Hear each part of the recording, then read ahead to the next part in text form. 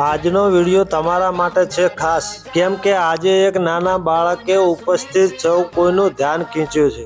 આ બાળકના કુંવારા અને પવિત્ર મુખેથી નીકળેલા શબ્દોએ આખા પંડાલને ભાવ વિભોર કરી દીધો હતો। તો આ નાના બાળકની ધાર્મિક વાતો જો તમને ગમે તો કોમેન્ટ કરવાનું ના ભૂલતા ને અમારો વિડીયો જોઈને બાળક વિશે થઈને કોમેન્ટ જરૂર કરજો કે આ નાના બાળકે કેવી ધાર્મિક વાતો કરી છે। તમે જોઈ રહ્યા છો પાટણ જિલ્લાના હારીજ તાલુકામાં આવેલું એક નાનકડું સાંકરા ગામ આજે શ્રદ્ધા અને આસ્થાનું એક મોટું કેન્દ્ર બની ગયું છે। ગામમાં બિરાજમાન હનુમાન દાદાનું મંદિર સ્થાનિકો અને દૂર દૂરથી આવતા ભક્તો માટે અતિ ચમત્કારિક માનવામાં આવે છે। લોકોની એવી પણ લોકમાન્યતા છે કે અહીં સાચા હૃદયથી ટેકવામાં આવેલું મસ્તક અને મનની દરેક કષ્ટ પીડા દાદાના ચરણોમાં ક્ષણવારમાં દૂર થઈ જાય છે। તાજેતરમાં જ આ ધામમાં બનેલી એક ઘટનાએ સમગ્ર વિસ્તારમાં ચર્ચા જગાવી દીધી છે અને લોકોની આસ્થાને વધુ ઘાટ બનાવી દીધી છે। અને આ હનુમાન દાદાના મંદિરની અંદર ભૈરવ દાદાનું મંદિર જે તમે વિડીયોના માધ્યમથી જોઈ રહ્યા છો, ત્યારબાદ માયાગીરી બાપુ અને ભોળેનાથનું પણ મંદિર આવેલું છે। તેથી તો આ જગ્યા ખૂબ જ સુંદર અને રમણીય જગ્યા માનવામાં આવે છે। આગળની માહિતી આ મંદિરમાં સેવા પૂજા કરતા મંત જોડેથી લેવાનો પ્રયત્ન કરીશું। આપણે આવી ગયા છીએ આજે સાંકરા ગામમાં હનુમાનજીનું ખૂબ વિખ્યાત મંદિર છે, જેમના વિશે બાપુ જોડે થોડી માહિતી લઈશું અને પછી તમને હનુમાનજીના દર્શન કરાવીશું।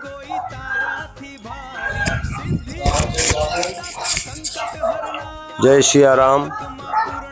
પવન તનય બલ પવન સમાના બુદ્ધિ વિવેક વિજ્ઞાન નિધાના।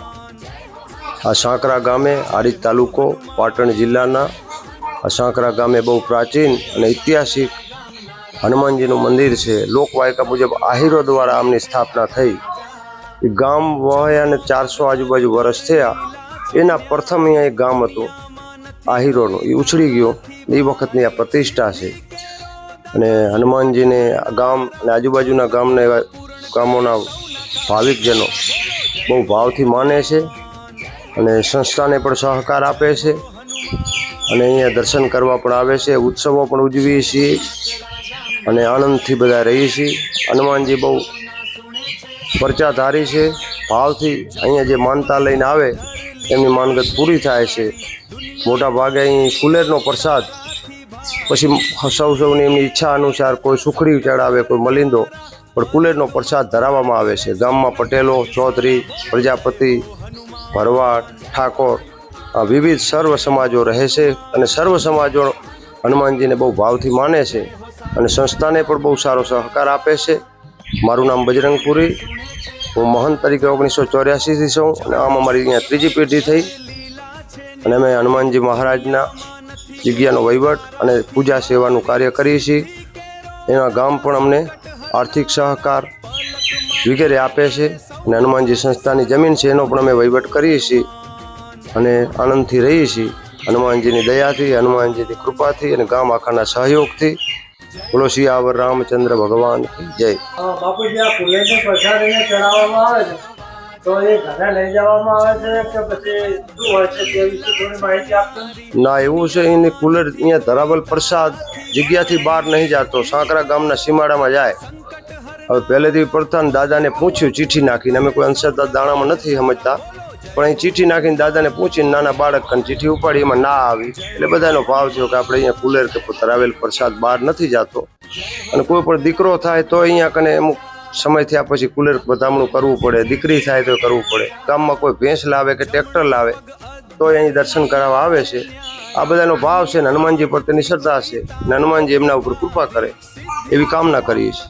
તો મિત્રો, તમને અષ્ટ ધાતુથી બનાવેલા જે ભારતમાં કોઈ જગ્યાએ જોવા નહીં મળે એવા જમણા પગ પલોઠી દાબેલા હનુમાન દાદા બહુ ઓછી જગ્યાએ જોવા મળે છે, જે તમને દિવ્ય મૂર્તિના દર્શન વિનોદભાઈ કરાવશે। તો તમે જોઈ રહ્યા છો ઝાડીવાળા વિહમિયા હનુમાન દાદાનું મંદિર જે સાંકરા ગામની અંદર આવેલું છે। અને મિત્રો, આ મૂર્તિ જોઈને કોમેન્ટની અંદર જરૂર જણાવજો કે ખરેખર શું તમે આવી મૂર્તિવાળા હનુમાન દાદાનું મંદિર જોયું છે કે નહીં? અને ભારતની અંદર આપણે હનુમાન દાદાના મંદિર તો ઘણા જોયા છે, પણ ડાબા પગ અધ્ધર રહેલા હોય છે હનુમાન દાદાની મૂર્તિના. પણ આ મૂર્તિની અંદર જમણો પગ અધ્ધર રહેલો છે તેવું ત્યાંના મંતશ્રીએ આપણને વિડીયોના માધ્યમથી પણ જણાવેલું છે. તો શું તમે ક્યારેય આવું મંદિર જોયેલું છે કે જે મૂર્તિનો જમણો પગ અધ્ધર રહેલો હોય તેવું હનુમાન દાદાનું મૂર્તિનું મંદિર જો તમે જોયું હોય તો વિડીયોની અંદર કોમેન્ટ જરૂર જણાવજો, અને ના જોયું હોય તો પણ કોમેન્ટ કરીને જરૂર જણાવજો. અને આ મંદિર વિશેની અનેક લોકવાયકાઓ છે, જેમાંની એક લોકવાયકા મુજબ આ મંદિરની અંદર સાચા દિલથી અને શ્રદ્ધાથી દાદાને સોંપેલું કામ આજે પણ આ દાદા પૂર્ણ કરે છે તેવી આજે પણ લોકોમાં લોક માન્યતા છે, જે ક્યારે પણ આ સાંકરા ગામના હનુમાન દાદાના મંદિરથી ખાલી હાથે પાછું નથી ફરેલું. અને